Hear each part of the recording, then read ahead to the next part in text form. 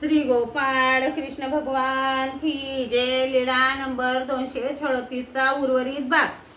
मग भट्टोबास आले, सर्वज्ञांना दंडते घातले, श्रीचरणा लागले, सर्वज्ञान पुढे कपडे ठेवले बसले. मग सर्वज्ञांना सांगितले, जी मला पद्मनाभी भेटले होते, मी कपडे घेऊन येत होतो, ते आड वाटेने जात होते. मी थोडा पुढे गेलो आणि मला आठवले.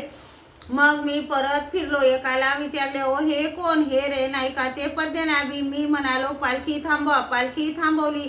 मी सामोरा गेलो, त्याने मला पालखीतून नमस्कार केला, मांडीवर मांडी चढवून बसला होता. तेव्हा मी म्हणालो, मला ओळखले ना? मी ओळखले नाही. सर्वज्ञांजवळ वानरा म्हणून जाणं तसा तो मी. मग पालखीतून उतरून मला दंडोत केला. सर्वज्ञ कोणत्या ठिकाणी राज्य करतात? मी म्हटले, नेवाशाला राज्य करतात. त्याने म्हटले, सोबत चला. मग मी सर्वज्ञांच्या दर्शनाला येईन. मी म्हटले, तुम्हाला माहीत आहे, मला सर्वज्ञांना विचारल्याशिवाय काही करता येत नाही. मग मला नमस्कार करून ते निघून गेले. तेव्हा बाईसा म्हणाल्या, अरे बा, गेला असता तर त्या बिचाऱ्याला बाबांचे दर्शन झाले असते.